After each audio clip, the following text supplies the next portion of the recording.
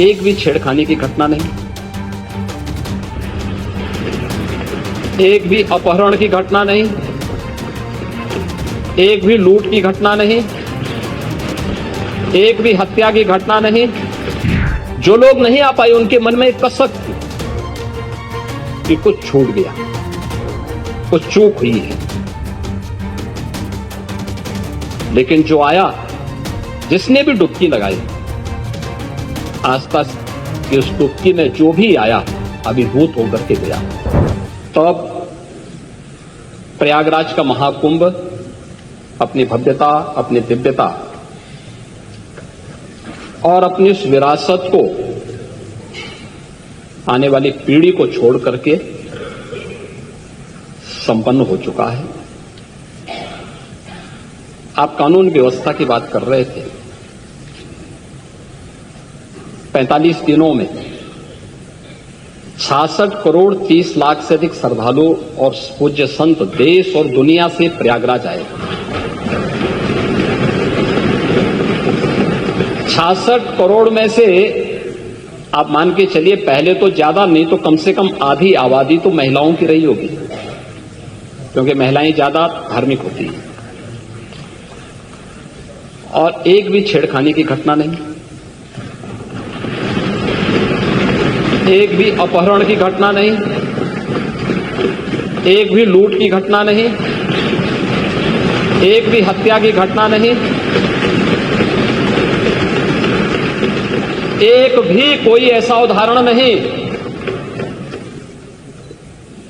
जो उत्तर प्रदेश को या भारत को या सनातन धर्मावलंबियों को कटघरे में खड़ा करता हो।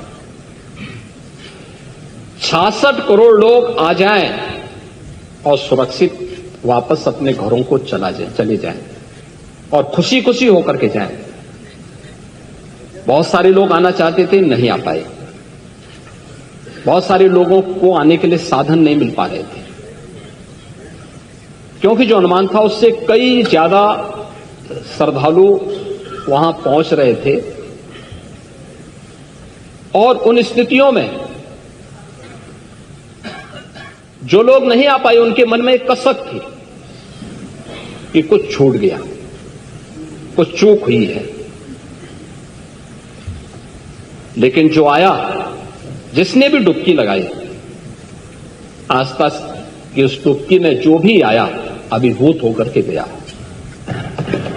और अभिभूत होकर के नहीं गया, यह भारत की विरासत का एक ऐसा अनुपम उदाहरण है कि इसके बारे में हम लोग इसको शब्दों में व्यक्त नहीं कर सकते,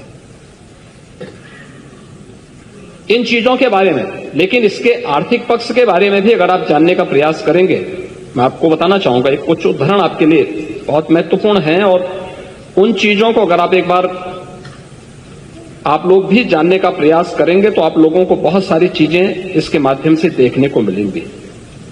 अक्सर हम देखते हैं कि भारत के बारे में विदेशी मीडिया वह बहुत नकारात्मक टिप्पणी करता है। महोदय, विदेशी मीडिया ने भी जो टिप्पणियां की हैं महाकुंभ प्रयागराज के बारे में, द वॉल स्ट्रीट जर्नल ने, जो यूएस की है, एक ऐसा आयोजन था जहां अमेरिका की कुल आबादी से ज्यादा लोग जुटे। बीबीसी, महाकुंभ मानवता का सबसे बड़ा समागम था। एक्सप्रेस ट्रिब्यून, यह विश्व का सबसे बड़ा धार्मिक समारोह था। द न्यूयॉर्क टाइम्स, यह आयोजन में केवल श्रद्धालु और पर्यटक ही नहीं बल्कि नेता और हस्तियां भी पहुंची थी। राइटर्स, यह डिजिटल कुंभ था, इसमें व्यवस्था बनाने के लिए तकनीक की बेहतरीन इस्तेमाल किया गया था। द गार्डियन, यह पर्वों का पर्व था, लोगों की उमंग और उत्साह चरम पर रहा। CNN, दुनिया के सबसे बड़े धार्मिक समागम में 60 करोड़ से ज्यादा लोग शामिल हुए यह आस्था की अभिव्यक्ति की शानदार नजारा है। यूनेस्को के डायरेक्टर टिम कर्टिस ने जो बयान दिया, उन्होंने कहा कि यूनेस्को ने 2019 में कुंभ मेले को मानवता की मूर्त सांस्कृतिक धरोहर के रूप में मान्यता दी। इससे पहले 1923 में इसके सामाजिक, आर्थिक एवं पर्यावरणीय प्रभावों की निगरानी की जा रही थी। उन्होंने कहा, कुंभ मेला प्राकृतिक और सांस्कृतिक धरोहर के रूप में विश्व को एक नई दृष्टि प्रदान करता है। महोदय, देश के सबसे प्रतिष्ठित जो पत्रकार हैं, इंडिया टीवी के एडिटर, उन्होंने अपनी टिप्पणी में कही कि महाकुंभ का आयोजन इतने बड़े पैमाने पर करना ये बड़ी हिम्मत का काम था और ये हिम्मत उत्तर प्रदेश सरकार ने दिखाई। ये आयोजन इतना सफल हुआ, ये चमत्कार से कम नहीं।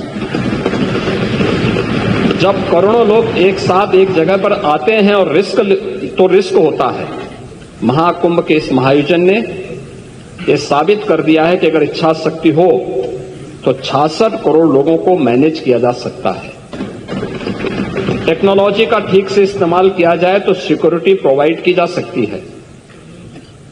कम्युनिकेशन स्किल हो तो करोड़ों लोगों के आने जाने का इंतजाम हो सकता है। लोगों का सहयोग मिले तो रोज लाखों लोगों के खाने का इंतजाम किया जा सकता है। हमेशा डराने वाली पुलिस का व्यवहार दोस्ताना हो सकता है। हजारों धर्म गुरुओं और साधु संतों का मान रखा जा सकता है। गरीब और अमीर को बिना किसी भेदभाव के संगम में डुबकी का अवसर दिया जा सकता है। अगर बिजनेस की कुशलता हो तो 7,500 करोड़ रुपए खर्च करके 3 लाख करोड़ से अधिक का लाभ हासिल किया जा सकता है। अफवाहों के बावजूद कुशल प्रबंधन से लोगों का भरोसा जीता जा सकता है। महाकुंभ का आयोजन एक अग्नि परीक्षा थी। इस परीक्षा में केंद्र और राज्य सरकार खरी उतरी है। पूरी दुनिया में सनातन का मान बढ़ा है। पूरी दुनिया में भारत के मैनेजमेंट स्किल, क्षमता और कुशलता के प्रति विश्वास बढ़ा है। पूरी दुनिया ने माना कि जो कोई नहीं कर सकता वो भारत ने करके दिखाया है। इस अभूतपूर्व आयोजन की गूंज पूरी दुनिया में वर्षों तक सुनाई देगी। ये भारत की सनातन की सबसे बड़ी उपलब्धि है। महोदय,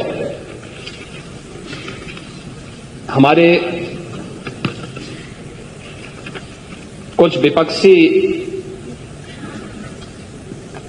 दलों से जुड़ी हुई राज्य सरकारों के भी नेता प्रयागराज महाकुंभ में आए थे और उनमें डिप्टी सीएम कर्नाटक। उन्होंने लिखा कि इस पवित्र आयोजन के लिए सभी आयोजकों को धन्यवाद।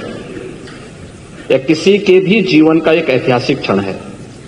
सरकार ने यहां आए करोड़ों लोगों के लिए जो व्यवस्था की है यह कोई छोटा काम नहीं है। सरकार ने अच्छा काम किया है। मैं महाकुंभ का हिस्सा बनकर के बहुत खुश हूं।